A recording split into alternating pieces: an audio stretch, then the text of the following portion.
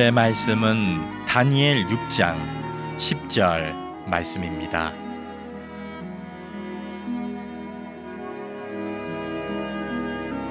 다니엘이 이 조서에 왕의 도장이 찍힌 것을 알고도 자기 집에 돌아가서는 윗방에 올라가 예루살렘으로 향한 창문을 열고 전에 하던 대로 하루 3번씩 무릎을 꿇고 기도하며 그의 하나님께 감사하였더라.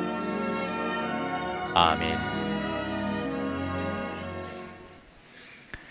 생활의 달인이라고 하는 프로에 소개된 올해 78살 된 김춘자 할머니를 소개합니다.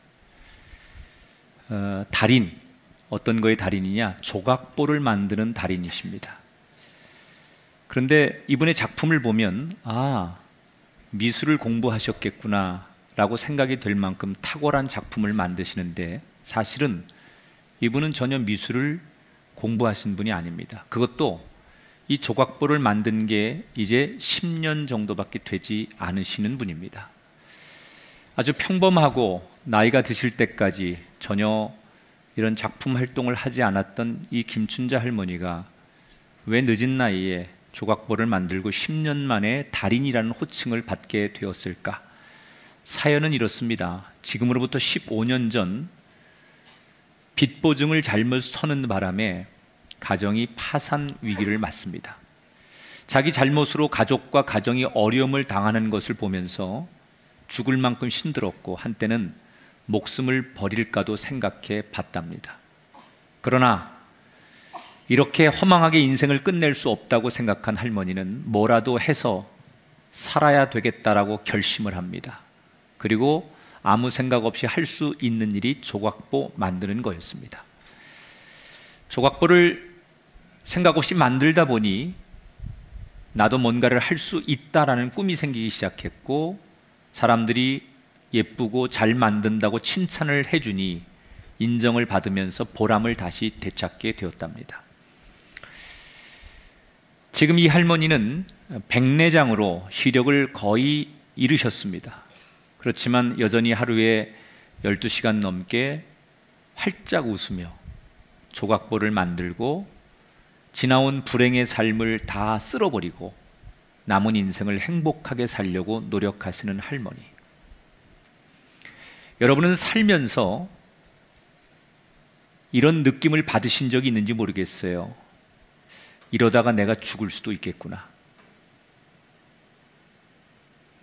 더 가면 내 인생이 끝장날 수도 있겠구나. 소위 내 삶에 너무 큰 위기를 만나서 사느냐 죽느냐 딱 그 기로에 서서 뭔가를 결정하지 않으면 안 되는 때가 있습니다. 어떤 사람은 그때 뭔가를 결정해야 하는데 아무것도 결정할 수 없어서 되는 대로, 아니 목숨을 버리는 선택을 하는 분도 있어요. 그런데 그리스도인은 사느냐 죽느냐 그 결단을 해야 되는 기로의 순간에 분명히 기도해야 된다고 성경은 가르칩니다. 그것을 우리는 운명을 건 결정적인 순간에 선택을 해야 하는 기도, 그래서 결단의 기도라고 해요. 지난 시간에 이어서 오늘 결단의 기도에 숨겨져 있는 주님의 의도하심, 다니엘 이야기를 통해서 결단 기도의 원리를 찾아보려고 합니다. 다니엘은 우리가 교회를 좀 다니신 분들은 다 웬만큼 스토리를 잘 알고 있습니다. 오늘 성경의 다니엘의 이야기는 역사적으로 이런 상황입니다. 바벨론이 망하고 페르시아의 다리오 왕이 중동의 패권을 잡게 됩니다. 다리오 왕이 그 강했던 바벨론을 망하게 하고 새로운 강대국이 되어서 국가 조직을 정비하는데 우선 나라를 120개 지방으로 나눕니다. 그리고 중앙에 3명의 총리를 두어서 120개 지방을 감찰하고 다스리는 시스템으로 국가를 운영합니다. 그런데 이 3명의 총리 가운데 수석 총리가 있어요. 그게 바로 다니엘이었습니다. 우리 생각할 때는 다니엘이 축복받은 사람이고 유능한 사람이니까 수석 총리가 된 게 당연한 것처럼 성경의 이야기를 받아들이지만 당시의 상황을 조금 깊이 들어가 보면 도저히 그가 총리가 되거나 수석이 된다는 것은 불가능한 상황이라는 것을 알 수 있어요. 우선 다니엘은 페르시아 본토 사람이 아닙니다. 그는 유대인입니다. 그런데 포로로 끌려간 사람입니다. 그러니까 태어난 것도 페르시아에서 태어난 게 아니라 유다에서 태어나서 포로로 끌려간 포로 1세대입니다. 만약에 지금 여러분 이민 2세대, 3세대가 그 나라에서 대통령이나 총리가 되면 엄청난 뉴스가 되죠.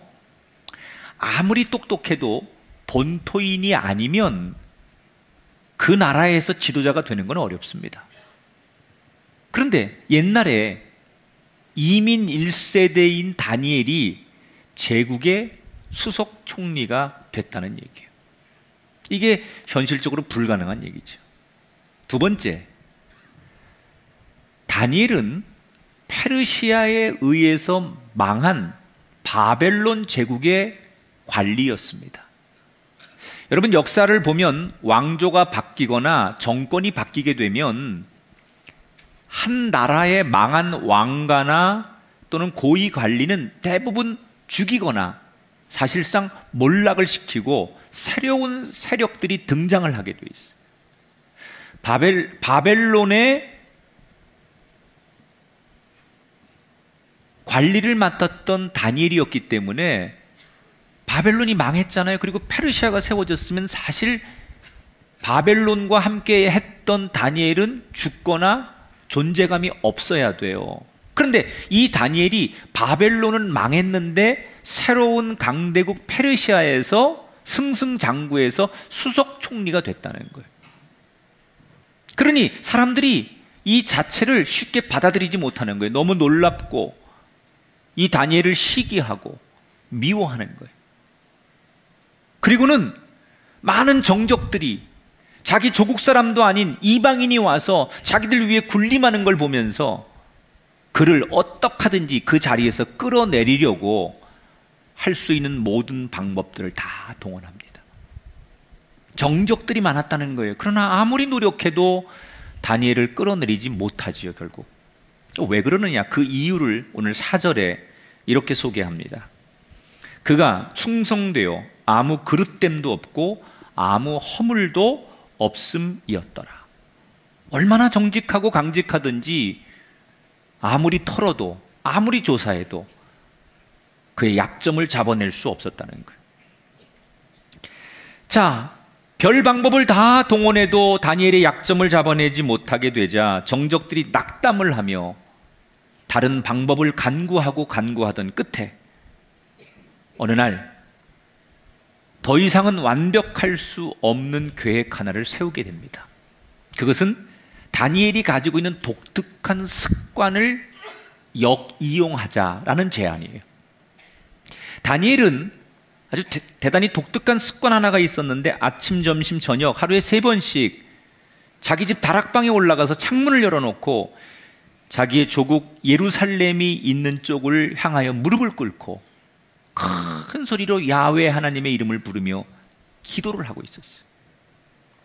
얼마나 이 일을 철저하게 오래 했던지 이걸 모든 사람들이 다 알아요. 심지어 왕도 신하도 모든 사람들이 다니엘이 하루에 3번씩 예루살렘을 향하여 무릎 꿇고 기도하는 걸 다 사람들이 알아요.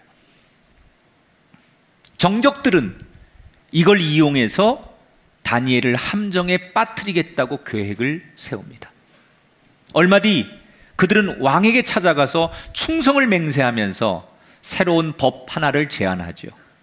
나라를 세운 지 얼마 되지 않았는데 혹시 반란을 일으킬 수 있는 사람들이 아직도 있을지 모르니 왕을 정말 이 나라의 신과 같은 존재로 인정받게 하기 위해서 앞으로 30일 동안 왕의 이름 아니면 부를 수 없고 왕에게만 기도하는 법을 제정해 놓고 다른 신에게 다른 사람들에게 기도하는 것은 절대 금한다라는 새로운 법을 만들기를 제안합니다. 만약에 이걸 어기면 사자굴에 넣어서 사람들을 강력하게 처벌하면 더 굳건한 국가 통치 기반이 마련될 것이다.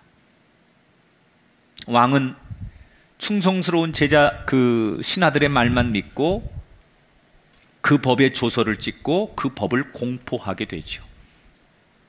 자, 다니엘은 새로운 이 법이 만들어진 이후에 소위 선택의 기로에 서게 됩니다.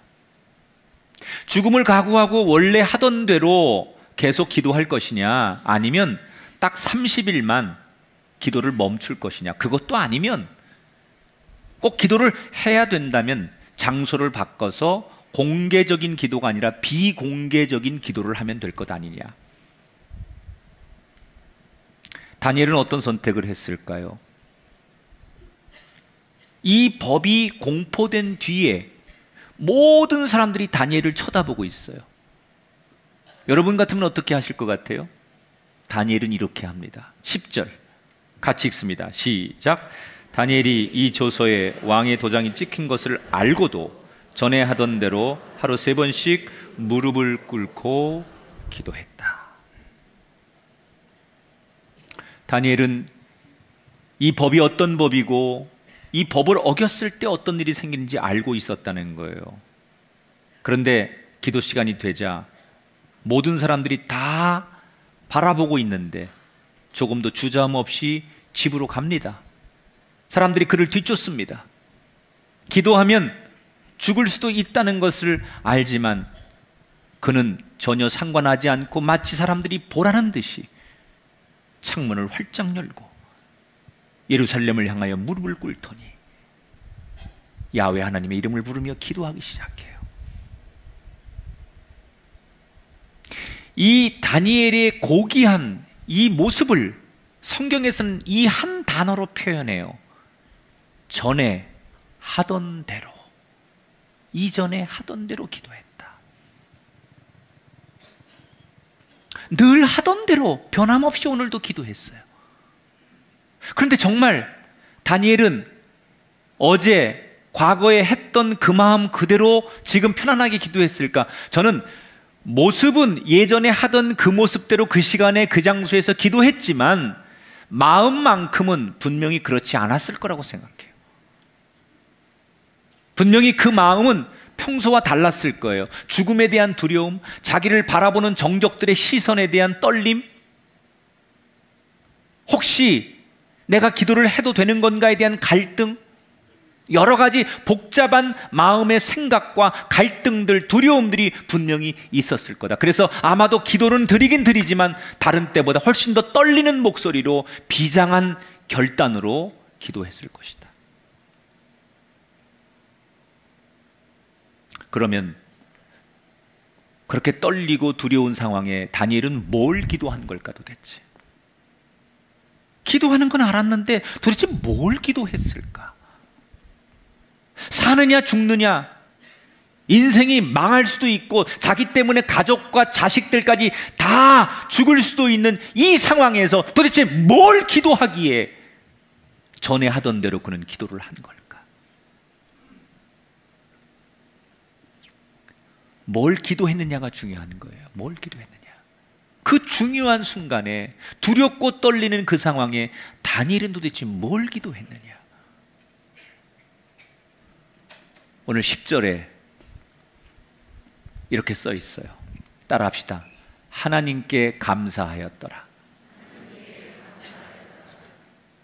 자신의 운명을 결정짓는 중요한 순간에 다니엘이 했던 기도는 다른 기도가 아니에요. 왜 하나님 나한테 이런 상황을 주십니까? 하나님은 도대체 어디 계십니까? 하나님 왜 이런 상황을 만드시고 왜 불의한 자들을 징계하지 않으시며 왜 저를 지켜주지 않는 겁니까? 이렇게 살려달라고 애원하거나 원망하는 기도를 드리는 것이 당연한 것 같은데 다니엘은 그렇게 기도하지 않아요. 다 내려놓고 뭘 기도해요? 하나님 감사합니다. 지금까지 나를 지켜주신 은혜를 감사합니다. 오늘도 나와 함께 하신 하나님 감사합니다. 여러분, 이게 평상시 드리는 기도가 아니에요. 지금 자신의 운명과 생과 사를 가를 수 있는 그 기로에서 드렸던 기도, 너무나 촉박하고 두렵고 가장 어려운 순간에 드렸던 기도, 뭘 기도해요? 감사 기도를 드렸다는 거예요. 이게 하나님을 감동시키는 거예요. 하나님 살려달라고, 하나님 왜 이러시냐고 불평하고 원망하고 하나님 앞에 뭔가 소원을 비는 기도가 아니라 완전히 기본으로 내려가서 다니엘이 드렸던 기도는 감사 기도를 드려요. 여러분, 우리가 교회에서 감사 그러는데 이 감사의 의미가 뭐냐? 이 감사는 내가 어떤 상황에도 하나님을 기억합니다, 그런 메시지예요. 그러니까 여러분이 병원에 입원해 있으면서 하나님 감사합니다, 그 얘기는 내가 비록 병들고 수술하지만 나는 하나님을 지금도 기억합니다 라는 표시예요. 하나님 앞에 사인을 보내는 거예요. 세상이 아무리 나를 위협하고 내가 아무리 힘들고 어려워도 나는 하나님을 잊지 않습니다, 나는 하나님을 노래합니다, 그런 사인을, 메시지를 보내는 게 감사예요. 그래서 여러분 주일날 와서 감사헌금을 드리고 감사 찬양을 하고 하나님 앞에 감사합니다 라고 고백하는 건 그냥 우리가 인간에게 하는 땡큐라고 하는 게 아니라, 하나님, 나는 어떤 상황이 와도 하나님을 잊지 않습니다 라고 하는 의지의 표현이라는 거예요. 그 결단, 내 의지를 하나님 앞에 표현하는 게 뭐예요? 감사예요.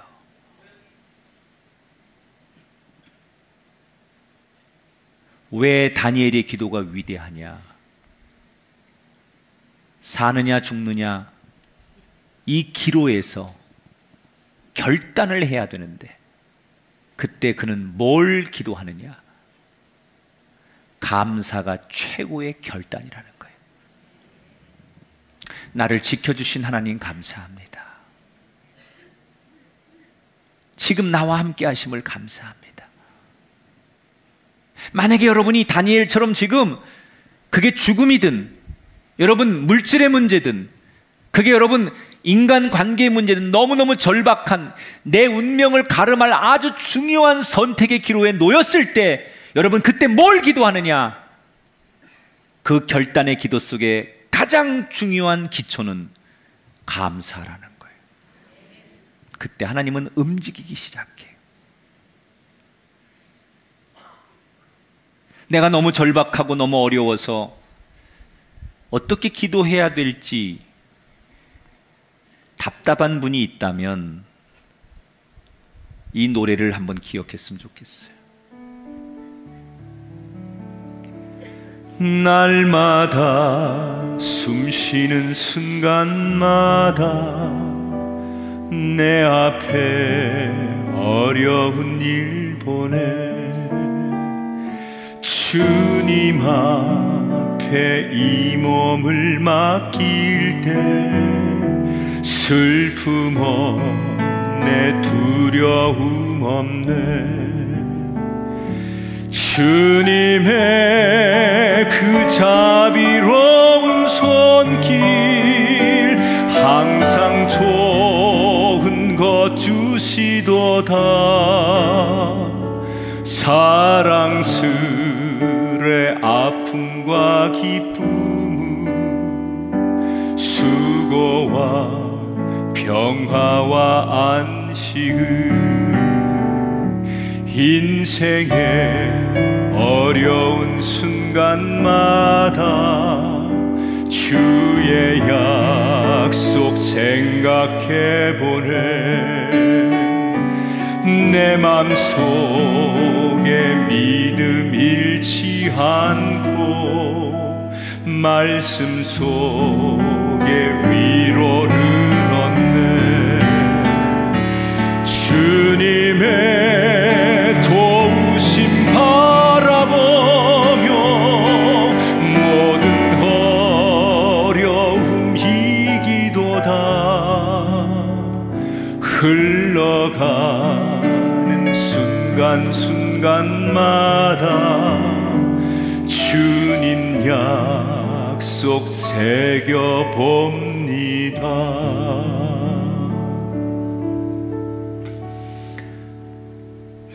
이러다가 내가 정말 죽을 것 같다, 그런 생각이 들거든. 너무 두려워 눈을 뜨는 것조차도 힘든 순간이 오거든. 그때는 눈 뜨려고 하지 말고, 다른 얘기하지 말고, 그저 눈 감고 하나님 감사합니다, 하나님 감사합니다, 그 기도를 꺼내세요.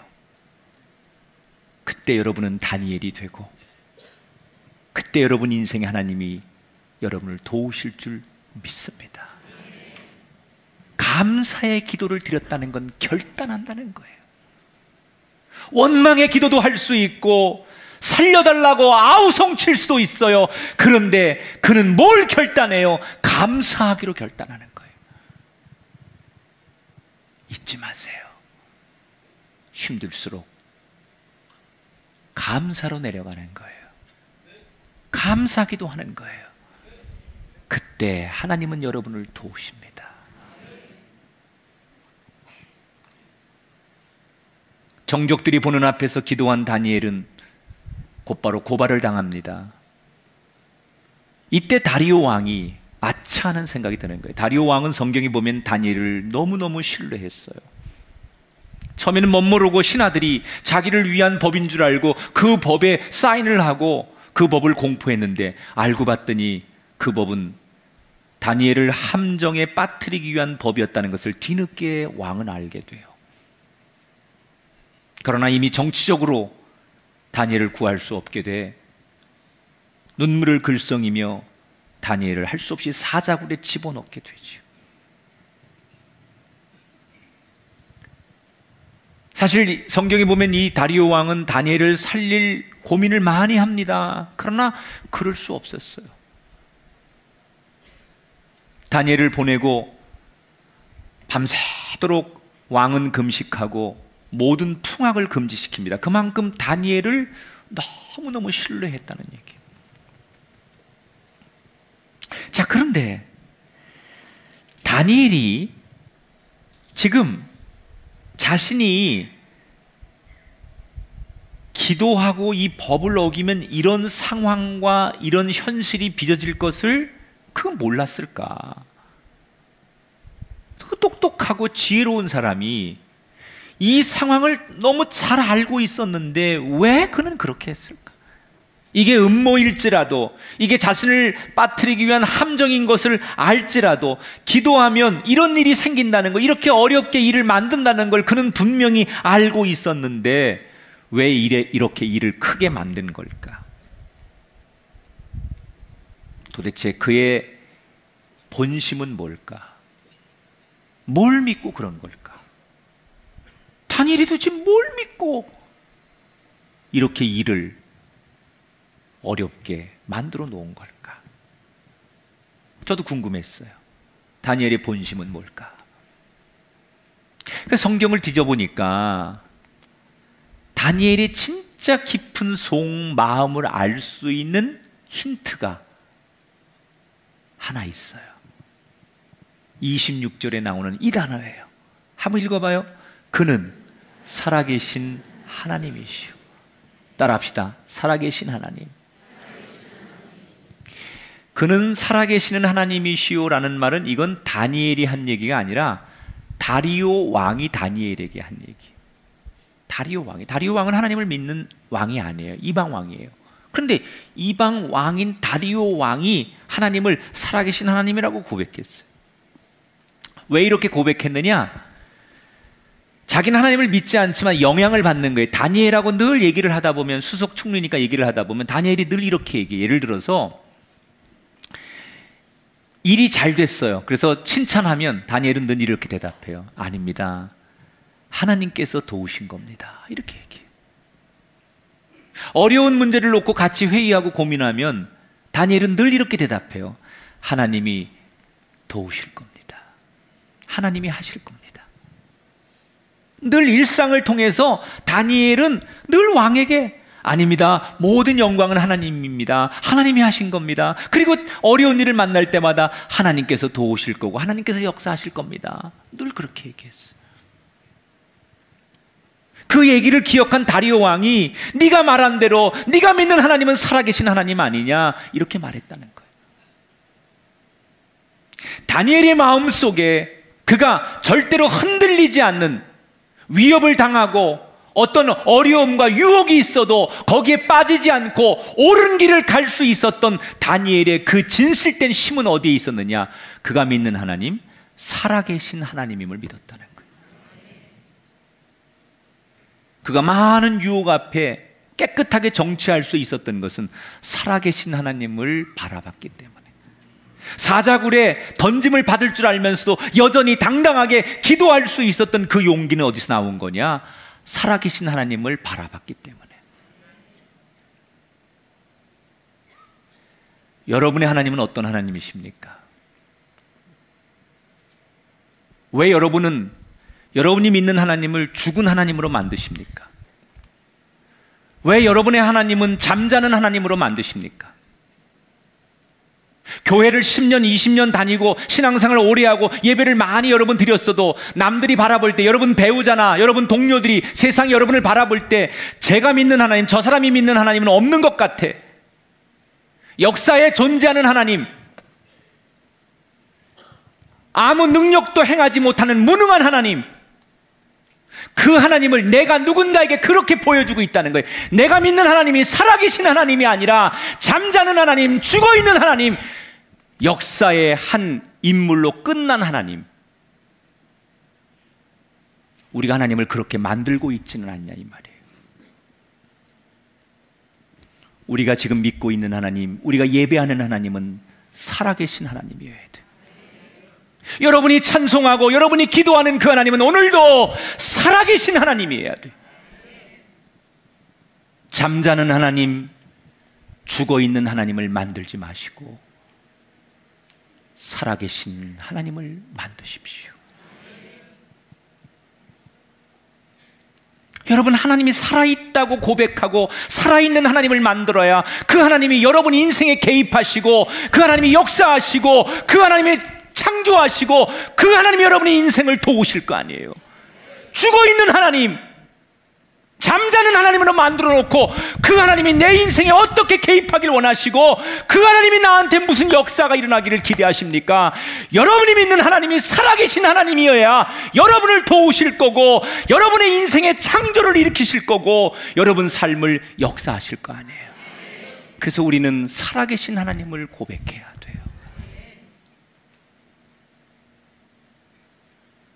다니엘이 살아계신 하나님을 고백하니까, 그렇게 믿고 결단하니까 하나님께서 어떻게 역사해요? 22절 같이 읽습니다. 나의 하나님이 이미 그의 천사를 보내어 사자들의 입을 봉하셨으므로 사자들이 나를 상해하지 못하였사오니. 그 무시무시한 사자들의 입을 하나님이 막으셔서 다니엘이 살아났어요. 그리고는 왕이 기다렸다는 듯이 그 정적들을 사자굴에 넣었는데 그들이 땅이 닿기도 전에 사자들의 먹이가 되면서 다니엘의 기도가 이겼다는 얘기예요. 여러분, 이 장면을 저는 이렇게 표현하고 싶어요. 하나님의 개입을 기다릴 줄 아는 사람이 되라. 하나님이 개입하시는 거예요. 이 세상에 가장 위대한 사람은 하나님이 우리 인생에 개입되도록 만드는 거예요. 하나님이 우리 문제에 개입하시고 하나님이 내 상황에 뛰어들게 만드는 거, 이거보다 더 위대한 일이 있느냐. 대통령 하나를 움직여도 문제가 해결된다고 모두가 거기에다 올인을 하는데, 여러분의 인생과 우리의 삶의 자리에 하나님이 개입하셔서 하나님이 역사하셔서 하나님이 다스리셔서 하나님이 존재하셔서 나와 함께 하신다면 이것보다 큰 사건이 어디 있느냐. 하나님이 개입하시니까 그 무시무시한 사자로부터 하나님이 건져내시잖아요. 여러분, 1대1로 우리 인간은 사자를 이길 수 없어요. 우리보다 힘있고 빠르고 날카로운 이빨을 가진 사자를 우리는 이길 수 없어요. 하나님이 건지셔야만 이기는 거예요. 갈대 상자에 떠내려가는 모세를 하나님께서 나일강에서 건지셨습니다. 홍해바다에 쓸려 내려가야 될 이스라엘 백성들을 하나님께서 홍해바다에서 건지셨습니다. 십자가에서 죽어서 썩어질 육신밖에 될 수 없었던 예수님을 다시 부활로 하나님께서 건지셨습니다. 하나님은 건지시는 하나님. 여러분 가정, 여러분의 인생, 여러분의 아픔을 하나님이 건져내시길 주 이름으로 축원합니다. 여러분, 이 경험이 우리에게도 있어야 돼요. 하나님께서 나의 인생과 우리 가정에 개입하셔서 나를 건져내시고 우리 가정을 건져내시고 내 자녀를 하나님의 손으로 건져내시는 은혜가 경험될 때 진짜 우리는 다니엘이 되는 거예요. 그 은혜와 체험 없는 신앙 너무 불쌍하지 않아요? 예수 믿으면서 신앙생활하면서 그런 경험이 나에게만 없다면 너무 슬프지 않아요? 여러분의 인생에도 주님이 나를 건지시는 은혜를 경험하셔서 하나님이 내 인생에 개입하셨습니다 라고 말할 수 있게 되기를 주 이름으로 축원합니다. 다니엘 시대의 사자가 상징이었다면 오늘 우리 시대의 사자는 물질, 권력, 명예, 인기일 거예요. 물질이 우리를 집어삼키고 권력과 인기 앞에 우리는 속수무책으로 먹잇감이 되는 존재들. 또 다른 이 시대의 사자같이 우리를 집어삼키려고 하는 그 문제 앞에서 하나님이 우리를 지키시기를, 여러분을 지키시기를 주 이름으로 축원합니다. 물질이 됐든 질병이 됐든 그게 법의 문제가 됐든 여러분을 집어삼킬 수밖에 없는 세상의 또 다른 사자 같은 존재들이 여러분을 집어삼키려 할 때 하나님이 여러분의 인생에 개입하셔서 여러분이 하나님 때문에 이기는 이 시대의 다니엘이 되시기를 주 이름으로 축원합니다. 말씀을 정리합니다. 사느냐 죽느냐 이런 인생의 기로의 순간이 누구에게나 찾아옵니다. 그때 우리는 뭔가를 결정해야 됩니다. 더 이상 미룰 수 없습니다. 그 중요한 순간에 정확한 결정과 결단을 내려야 합니다. 그리스도인은 삶의 위기의 순간에, 그 짧은 순간에 하나님 앞에 무릎 꿇고 기도해야 됩니다. 그때 뭘 기도할 거냐? 감사하세요. 다른 거 다 내려놓고 오늘 밤 내 인생이 끝날지라도 나를 55년 동안 지켜주신 하나님 감사합니다. 감사하세요. 하나님을 잊지 않겠다는 결단의 고백을 드려보세요. 그리고 이렇게 선포하세요. 살아계신 하나님, 살아계신 하나님, 죽은 하나님을 만들지 마시고 살아계신 하나님, 역사 속에 사라진 하나님이 아니라 지금도 역사를 다스리시고 우리와 함께 하시는 현존하시는 하나님, 그 하나님을 선포하셔서 그 하나님의 개입하심과 건져내심의 은혜가 저와 여러분의 인생 가운데 펼쳐지게 되시기를 주님의 이름으로 축복합니다.